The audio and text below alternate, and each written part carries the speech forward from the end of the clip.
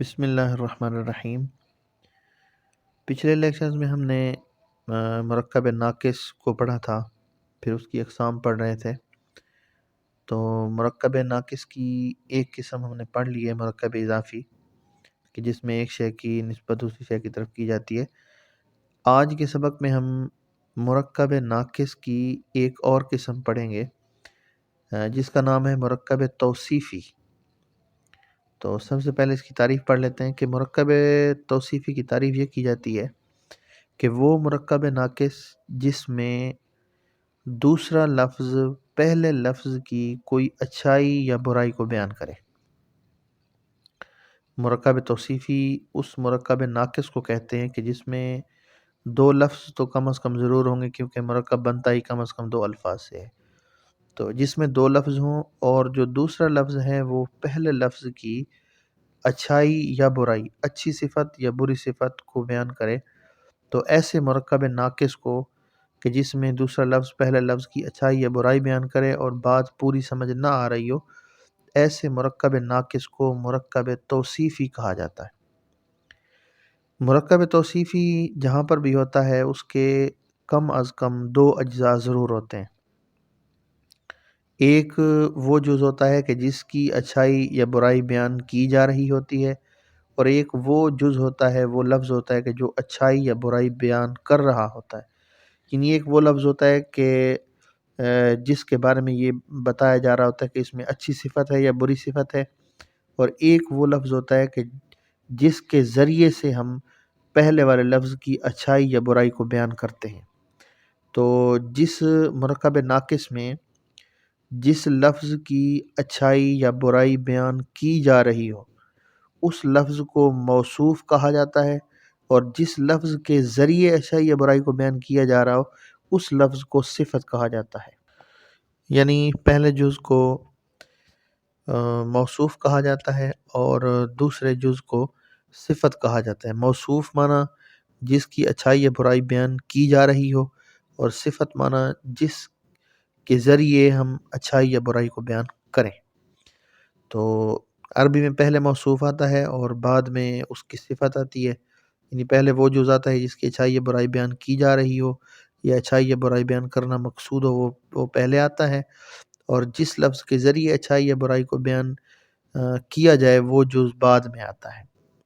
تو جس کی اچھائی یا برائی بیان کی جا رہی ہو اس کو موصوف کہیں گے، اور جس لفظ کے ذریعے اچھائی یا برائی کو بیان کریں گے اس کو ہم صفت کہیں گے۔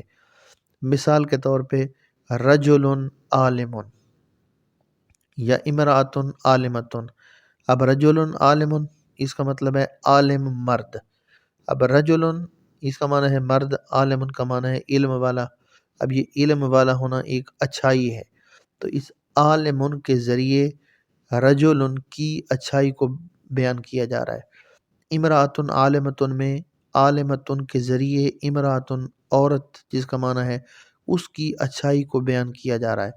تو پہلی مثال میں رجل جس کی اچھائی بیان کی جا رہی ہے وہ موصوف ہے، اور عالم اس کی صفت ہے، اور امرأۃ عالمۃ میں امرأۃ یہ موصوف ہے کیونکہ اس کی اچھائی کو بیان کیا جا رہا ہے، اور عالمۃ یہ صفت ہے۔ اسی طرح رجل جاہل، رجل فاسق، یعنی رجل فاسق کا مطلب ہے گناہ گار مرد، رجل جاہل کا مطلب ہے لا علم، بے علم مرد۔ اب یہ ایک جاہل ہونا، ایک گناہ گار ہونا، یہ ایک بری صفت ہے۔ تو رجل جس کی برائی بیان کی جا رہی ہے وہ موصوف ہے، اور جاہل یا فاسق جن لفظوں کے ذریعے برائی کو بیان کیا جا رہا ہے وہ صفت ہے۔ ایک مرکب ناقص میں، مرکب توصیفی میں موصوف ایک ہوگا تو اس کی کئی صفات ہو سکتی ہیں، یعنی اچھی صفات ہوں یا بری صفات ہوں، جن لفظوں کے ذریعے صفت کو بیان کیا جا رہا ہے، اچھائی برائی کو بیان کیا جا رہا ہے، وہ ایک سے زائد بھی ہو سکتے ہیں۔ یعنی موصوف ایک ہوگا تو اس کی صفتیں دو بھی آ سکتی ہیں، چار بھی آ سکتی ہیں۔ صفت کی دو قسمیں ہیں۔ پہلی کا نام ہے صفت حقیقی، اور دوسری کا نام ہے صفت سببی۔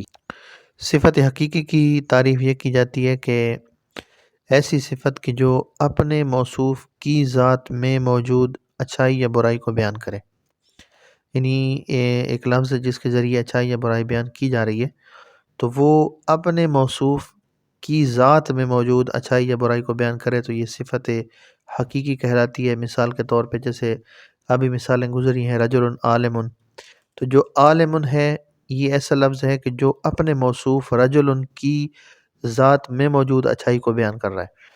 اس طرح اگر رجل فاسق ان کو دیکھا جائے تو جو فاسق ان کا لفظ ہے یہ اپنے موصوف کی ذات میں موجود برائی کو بیان کر رہا ہے۔ تو اس طرح کی کوئی بھی صفت ہو جو اپنے موصوف کی ذات میں موجود اچھائی یا برائی کو بیان کرے اس کو صفت حقیقی کہا جاتا ہے۔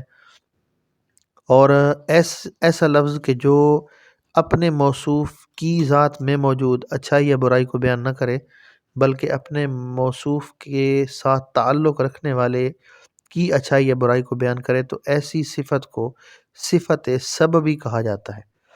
مثال کے طور پہ جیسے پہلی مثال میں تھا جی رجل عالم، علم والا مرد۔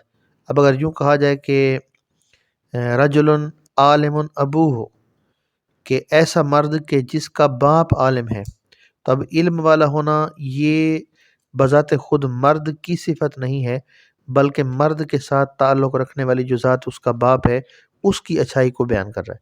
تو ہر ایسا لفظ کہ جو اپنے موصوف کے ساتھ تعلق رکھنے والے کی اچھائی یا برائی کو بیان کرے اس کو صفت سببی کہتے ہیں۔